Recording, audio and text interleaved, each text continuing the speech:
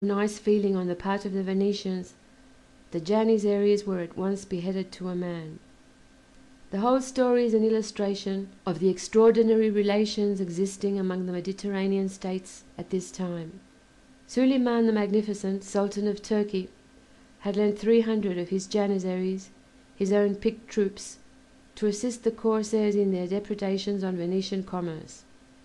Having done this, and the Janissaries having been caught and summarily and rightly put to death as pirates, the Sultan, as soon as he heard of what had occurred, sent an ambassador, one Yonis Bey, to Venice to demand satisfaction for the insult passed upon him by the beheading of his own soldiers turned pirates. The conclusion of the affair was that the Venetians released the young Moor of Alexandria as soon as he was cured of the 8 wounds which he had received in the conflict, and sent him back to Africa with such of his galleys as were left. There was one rather comical incident in connection with this affair, which was that when Yonis Bey was on his way from Constantinople to Venice, he was chased by a Venetian fleet, under the command of the Count Grandenico, and driven ashore. The Count was profuse in his apologies when he discovered that he had been chasing a live ambassador, but the occurrence so exasperated Suleiman that he increased his demands in consequence. Barbarossa, who had spent his time harrying the Spaniards at sea ever since the fall of Tunis, was shortly to appear on the scene again. He received orders from the Sultan, and came as fast as a favouring wind would bring him.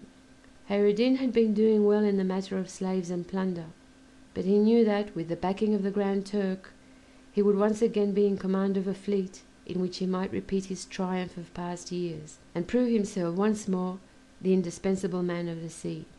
Soon after his arrival his ambitions were gratified, and he found himself with a fleet of 100 ships. Since the death of Ibrahim and the incident which terminated with the dispatch of Yonis Bey to Venice, the relations between the Grand Turk and the Venetian Republic had become steadily worse, and at last the Sultan declared war.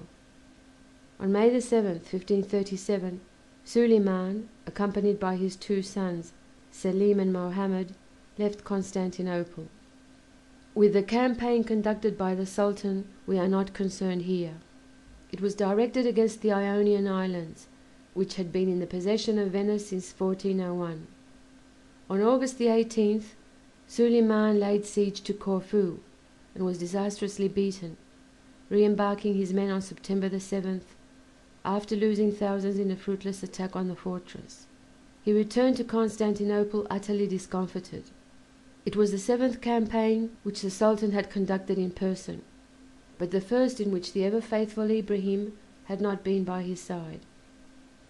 This defeat at the hands of the Venetians was not, however, the only humiliation which he was destined to experience in this disastrous year. For once again Doria, that scourge of the Moslem, was loose upon the seas, and was making his presence felt in the immediate neighbourhood of Corfu, where the Turks had been defeated.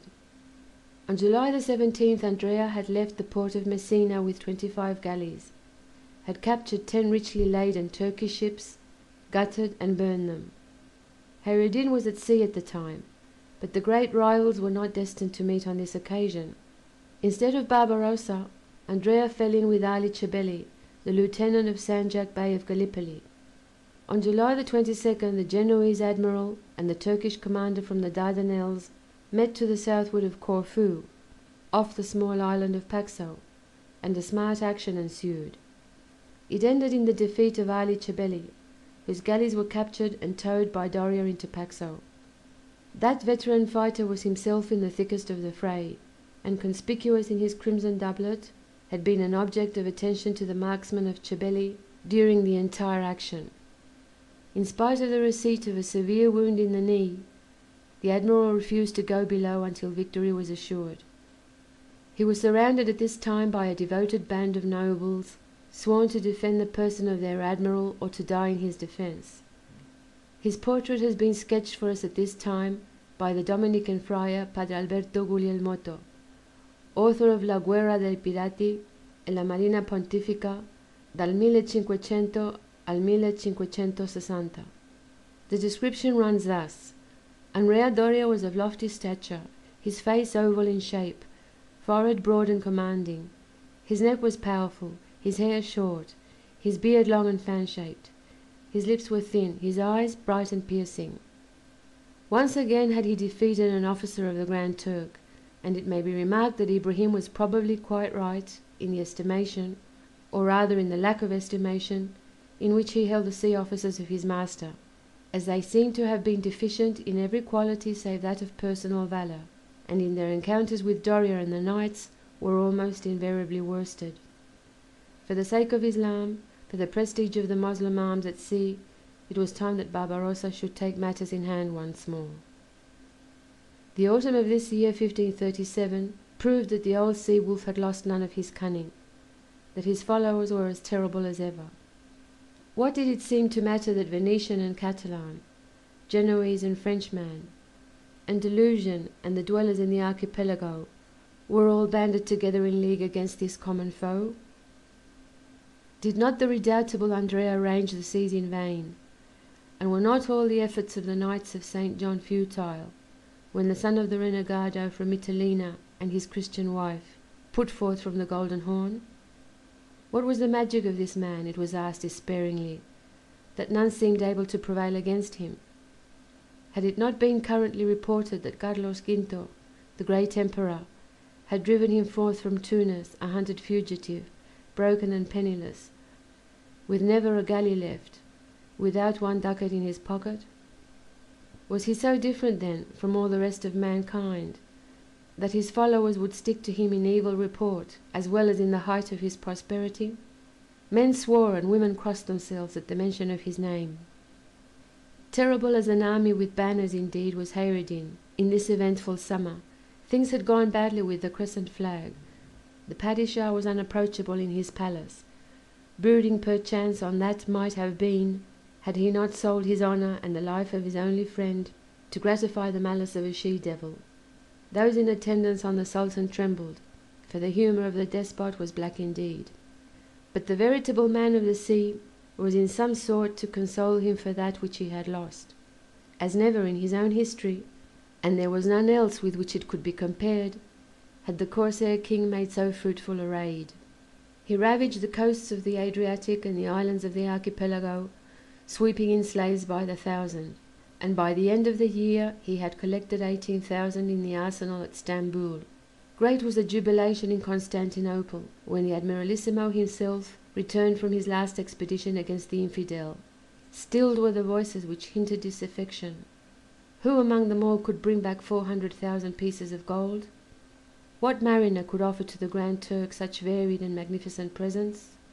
Upon his arrival, Barbarossa asked permission to kiss the threshold of the palace of the Sultan, which boon being graciously accorded to him, he made his triumphal entry. 200 captives clad in scarlet robes carried cups of gold and flasks of silver. Behind them came 30 others, each staggering under an enormous purse of sequins. Yet another 200 brought collars of precious stones, or bales of the choicest goods, and a further 200 were laden with sacks of small coin. Certainly, if Suleiman the Magnificent had lost a Grand Vizier, he had succeeded in finding an admiral. All through the earlier months of 1538 the dockyards of Constantinople hummed with a furious activity, for Suleiman had decreed that the maritime campaign of this year was to begin with no less than 150 ships. His admiral, however, did not agree with this decision. To the viziers he raged and stormed. "Listen," he said, "O men of the land who understand naught of the happenings of the sea. By this time Saleh Reish must have quitted Alexandria, convoying to the Bosphorus 20 sail filled with the richest merchandise. Should he fall in with the accursed Genoese Doria, where then will be Saleh Reish and his galleys and his convoy? I will tell you, the ships in Genoa, the galleys burned, Saleh Reish and all his mariners chained to the rowers' bench." The viziers trembled as men did when Barbarossa stormed and turned upon them those terrible eyes which knew neither fear nor pity. "We be but men," they answered, "and our lord the Sultan has so ordained it." "I have 40 galleys," replied the Corsair. "You have 40 more. With these I will take the sea. But mark you," he continued, softening somewhat, "you do right to fear the displeasure of the Sultan, and I also have no wish to encounter it. But vessels